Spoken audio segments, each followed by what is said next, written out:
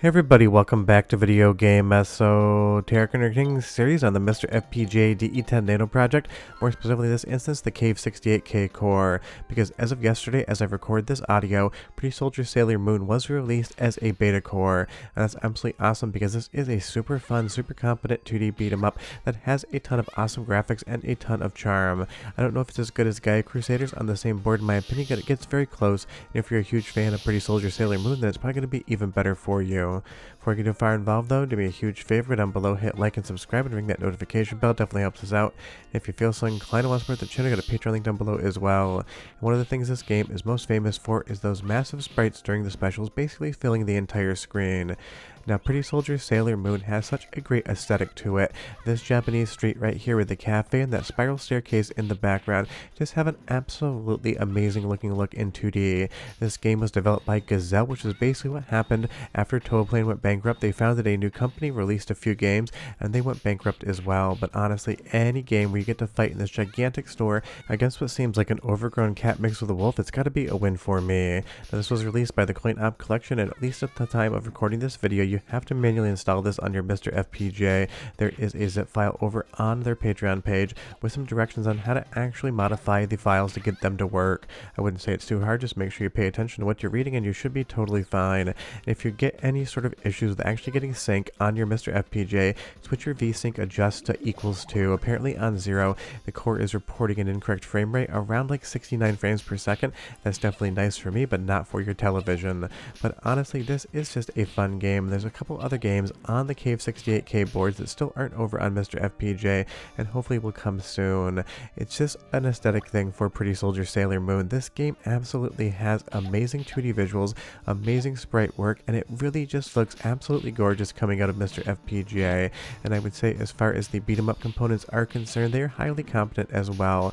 This game is not going to hold your hand though. It's going to throw a ton of enemies at you at once, even during boss fights. They're going to give you 5, 6, sometimes even 7 different enemies surrounding bosses, but these gigantic animated sprites that come up on the screen really do look outstanding for the time and era and still look great in 2025.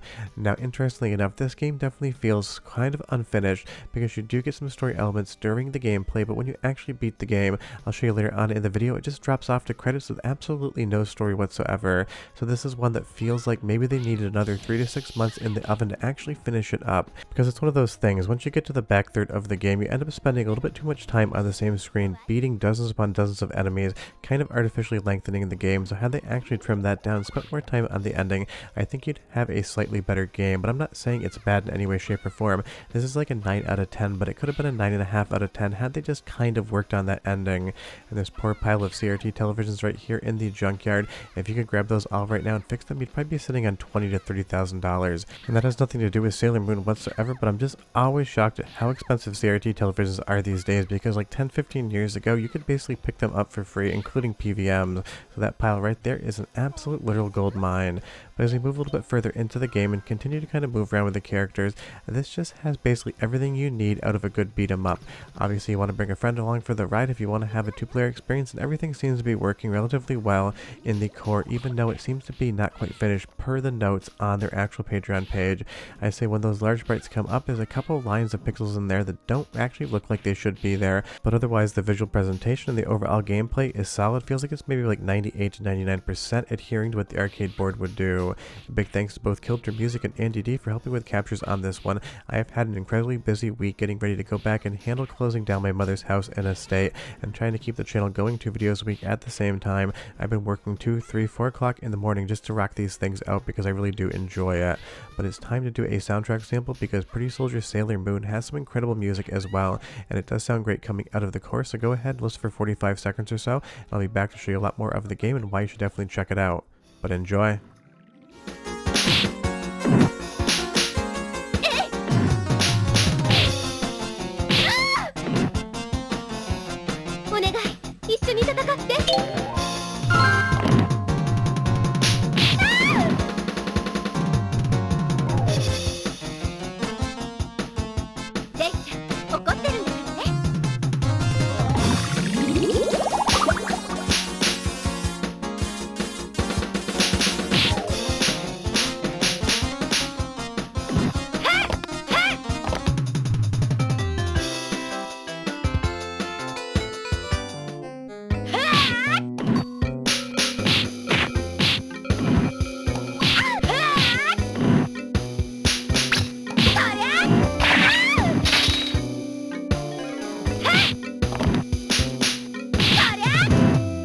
I mean, the music's fun, definitely unique, and definitely sounds good coming out of MiSTer FPGA. And before you ask, I've absolutely no idea if this is coming over to Analog Pocket whatsoever. The core is currently for MiSTer, so until anyone hears different, I would just assume it's staying on MiSTer, or maybe it is coming to Pocket next week, and I will be surprised after I make that statement.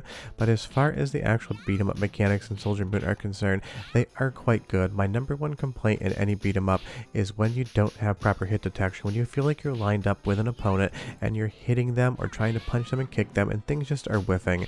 That is not an issue in any way, shape, or form in Sailor Moon, and that is something I absolutely need out of a beat 'em up, because when you feel like you should be hitting your opponent and you're not, it just absolutely ruins the entire experience. So here, that is something you definitely don't need to worry about.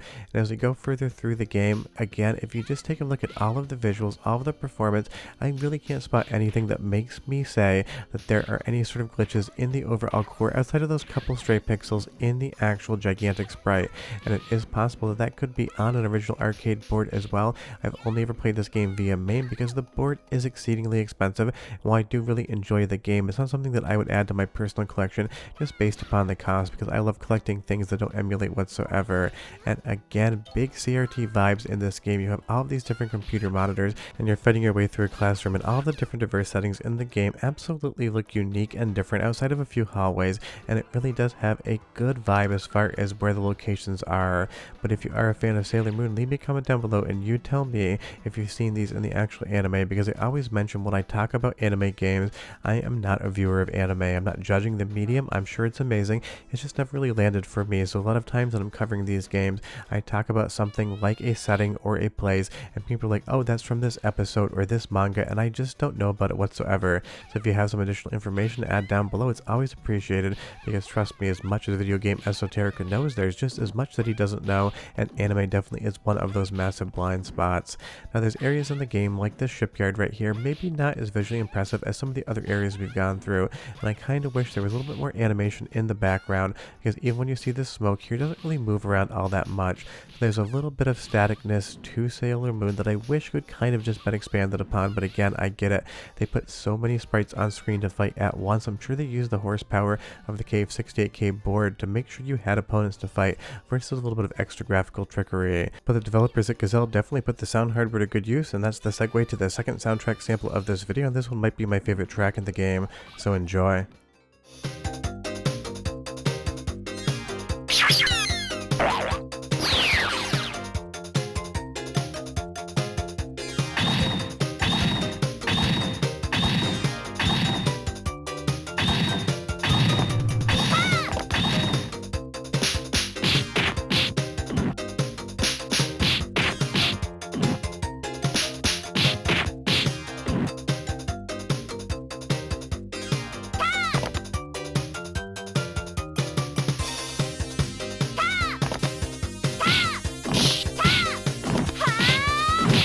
The game just has an awesome soundtrack, and honestly I'm glad it came over to MiSTer FPGA, because we haven't been getting a ton of arcade cores lately. Wickerwalk has been leading the charge on the Taito F2, Hotego's been giving us some fun stuff on his end, but honestly it feels like we could get some more fun arcade games, and that is what Pretty Soldier Sailor Moon is.